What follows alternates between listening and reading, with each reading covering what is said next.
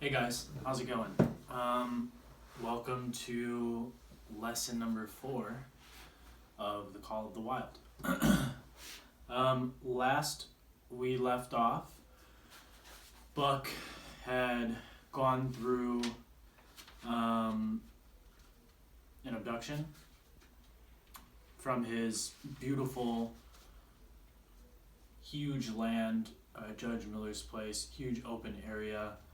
Very warm and sunny, kind of like a dog's dream, where he got up to all kinds of hijinks, helped out around the house, was a little lazy here and there, but really enjoyed himself. He was kidnapped, treated very poorly by a couple of different men, put on a locomotive, and sent northwest to Seattle. In Seattle, he was purchased by a man named Francois, I believe, or maybe a man named Perrault.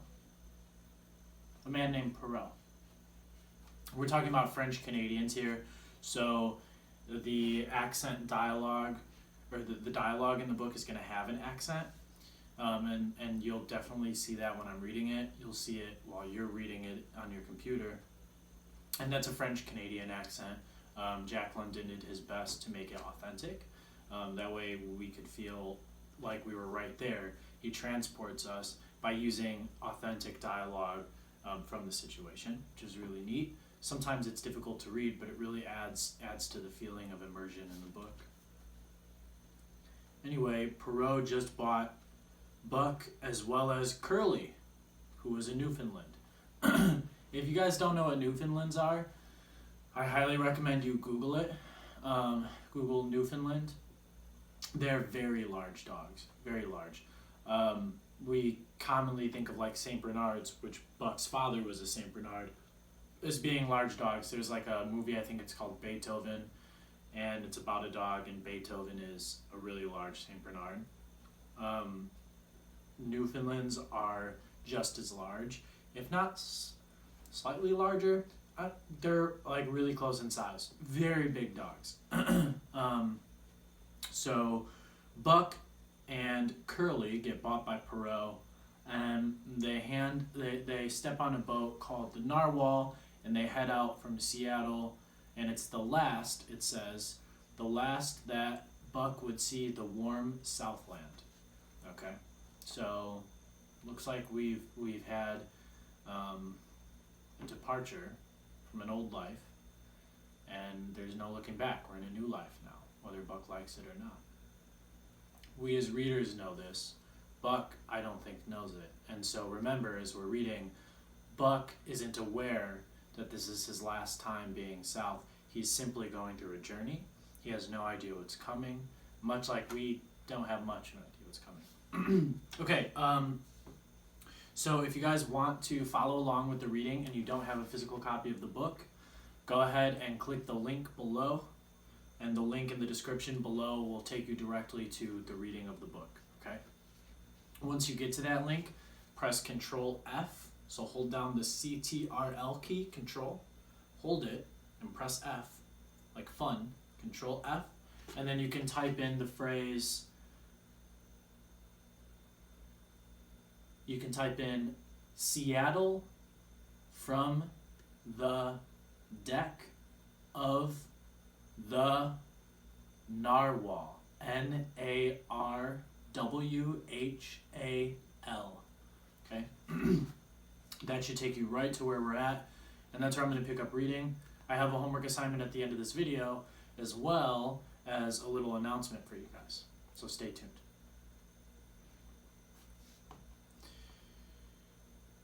As Curly and he looked at the receding Seattle from the deck of the Narwhal, it was the last he saw, the last Buck saw, of the warm Southland.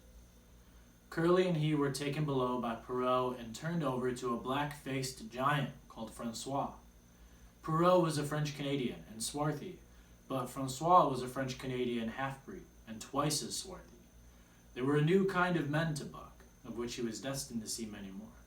And while he developed no affection for them, he nonetheless grew honestly to respect them.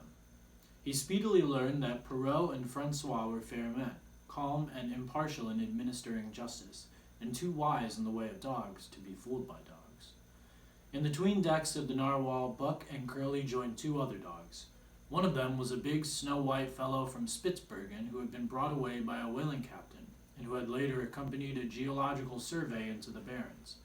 He was friendly in a treacherous sort of way, smiling into one's face the while he meditated some underhand trick, as for instance when he stole from Buck's food at the first meal. As Buck sprang to punish him, the lash of Francois's whip sang through the air, reaching the culprit first, and nothing remained to Buck but to recover the bone. That was fair, Francois, he decided, and the half-breed began his rise in Buck's estimation. So in this part, the one dog stole Buck's food, and he was punished. The dog was punished. He got the whip for it, but Buck didn't get more food. The guy was too quick. The dog was too quick. The other dog made no advances nor received any. Also, he did not attempt to steal from the newcomers. He was a gloomy, morose fellow, and he showed Curly plainly that all he desired to do was to be left alone, and further that there would be trouble if he were not left alone. Dave, he was called, and he ate and slept, or yawned between times, and took interest in nothing, not even when the narwhal crossed Queen Charlotte Sound, and rolled, and pitched, and bucked like a thing possessed. When Buck and Curly grew excited, half wild with fear, Dave raised his head as though annoyed, favored them with an incurious glance, yawned, and went to sleep again.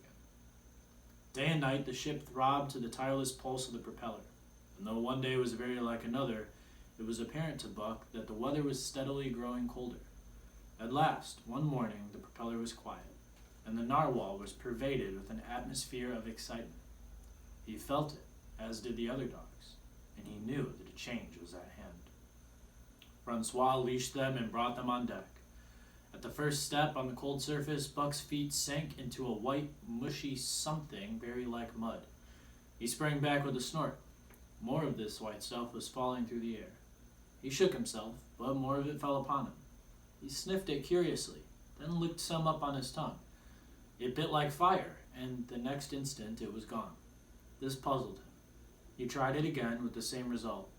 The onlookers laughed uproariously, and he felt ashamed. He knew not why, for it was his first snow. That's the end of chapter 1. Buck has now gone through a full transition in chapter 1. Jack London made the geological transition of Buck's journey quite fast, right? So, beginning of the story, he's in the south, in a very sunny, warm, large environment that he called home. Suddenly he's kidnapped, he's sent on a train, in a crate, all the way northwest to Seattle, which is quite far up. It's up above us here in Arizona by far. I mean, way straight up from us, essentially. And then from Seattle, he was sold, he boarded a ship, and went on a journey even farther north, and arrived somewhere very snowy. So in this first chapter, we've seen a very far geological change in Buck's life. In a sense, now we're looking at the theme of freedom here. Buck is both more free and less free at this point. He's more free because, well, he's out into a seemingly wild place.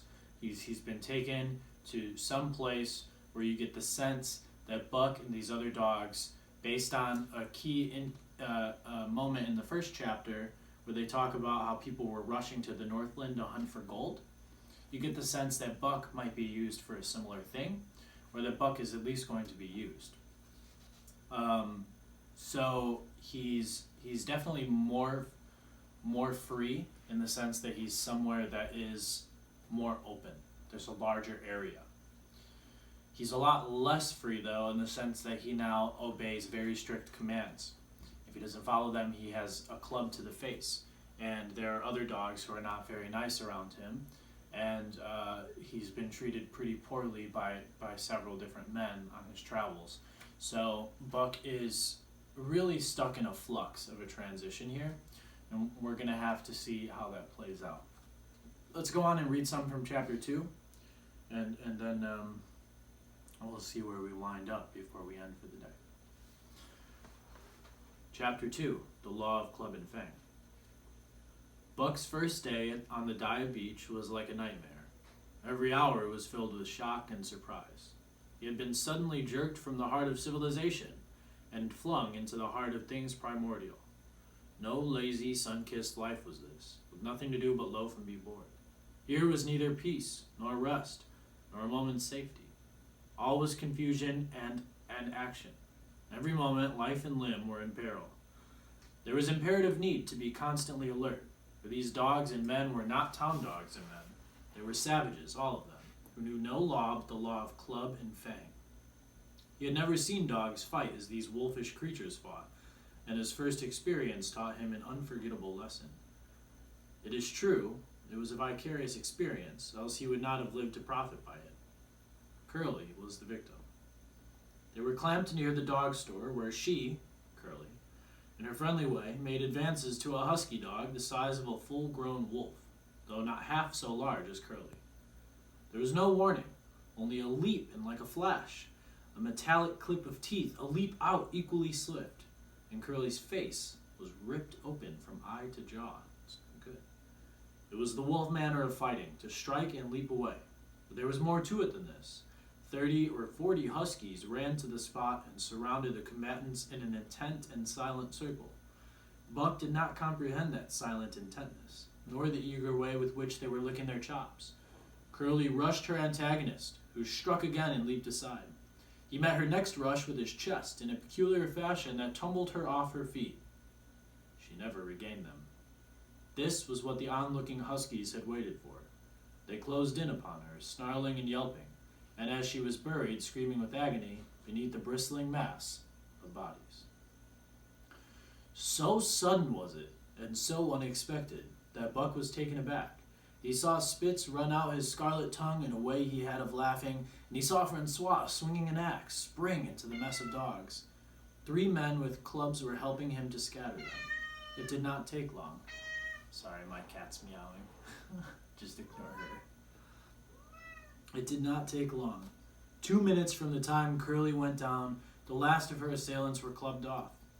But she lay there limp and lifeless in the bloody trampled snow, almost literally torn to pieces, the swart half-breed standing over her and cursing horribly.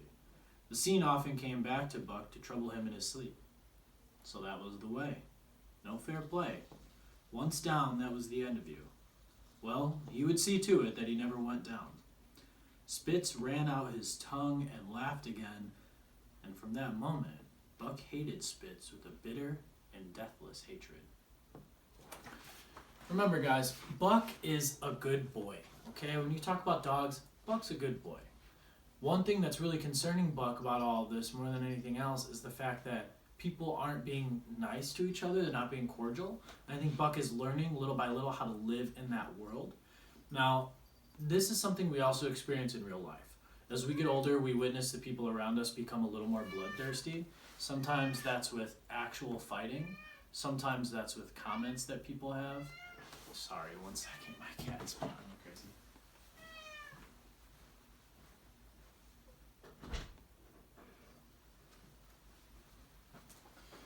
crazy. Sorry about that. So, no, but in real life, we go through very similar situations where sometimes as we get older, people get more ruthless. They can be bullies, both physically and verbally, and they can sometimes put you down.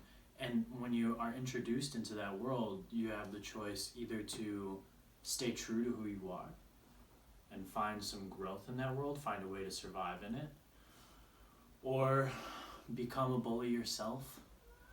And I think you can see in those other huskies, the 40 huskies that tore Curly to shreds, that they probably became bullies themselves. Whereas with Buck, you see in his inner monologue that he's not choosing to be corrupted by this sort of a scene. Instead, he's staying true to who he is, and he's learning to navigate it. He doesn't think, okay, next time I see a dog go down, I'm going to eat them. He's thinking, I'm not going to go down. I'm just worried about me. I don't want to go down. And so in this quality too, we see Buck as a leader. He's choosing to stay true to who he is, even if the environment changes. Okay, there's a lot of different things going on here. We are going to end the video for today. Expect the video next week, the videos next week, to have quite a bit of reading. But believe it or not, guys, we're already a good portion of the way into the book. It's a pretty short story. So, yeah, that's the beginning of chapter 2 that we're at. I would love if you guys would read all the way to chapter 3, the dominant primordial beast. So for homework, what I'm going to assign you to do is read from where we left off, with Buck developing a bitter and deathless hatred for Spitz, who seems to be the ultimate version of somebody who became a bully. And I want you to read from that point to chapter 3. For homework, after you do the reading, what you can do for me is write a brief summary about the rest of the chapter. So what happened from where we just left off on chapter 2 to the end of chapter 2, okay? You can either write just a basic summary where you talk about the events, or you can write something more in depth where you share some thoughts. Maybe some thoughts on the development of Buck's character, maybe some thoughts on the development of the plot, maybe some thoughts on why the conflict is important. You can tap into themes like freedom, or staying true to oneself, or perseverance. You have a lot of options. The important thing is that whatever you choose to focus on in your writing, you use the remaining pages of chapter 2 to do so, okay? So read those pages and give me a piece of writing based off of it. That's going to be it for us today. I do want to mention, okay, please be watching all of these videos from now on and do your homework from them. Come to the Zoom meetings every Monday, Wednesday, and Friday from 8:30 to 9 a.m. and share your homework with me. Because if you do, and you prove that you've been doing it, you'll be entered into a drawing, okay? We're having a big drawing every week, and there's 2 potential ways you can win. The first way is if you submit all of your Khan Academy homework. For me, that's a little different because I assign a lot of assignments, and they're not due until June 1st. So for me, in English class, as long as I see that you're doing some Khan Academy homework, that you're progressing, then you'll be entered in that drawing on my side. For Ms. Cordello, for Doc, and for Ms. Feldbauer, you should be completing all of their assignments in Khan that are due by Friday in order to be put into that drawing, okay, the Khan Academy drawing. That's for a $25 gift card. The other way you can be put into a drawing is by doing all of the homework on the videos, or at least by watching the videos. So some teachers might have a secret code in their videos. Some teachers might require you to finish doing the homework, something like that. For me, it'll be that, okay? You need to do the homework, come to the Zoom class, or email the homework to me, and that will prove to me that you've been doing it, and then you can be entered into that drawing for a $25 gift card. We really want to make sure that everyone's participating, okay? It's very important, because even though we're not in the physical classroom right now, it's still imperative that we be learning, okay? And that's what I'm here to do, is to help you guys learn. So, without anything else to say, I think I'll sign off for the week. I hope you all have a wonderful weekend. I should see you on my Zoom call on Friday morning from 8:30 to 9. Otherwise, I'll see you on Monday. Have a good one.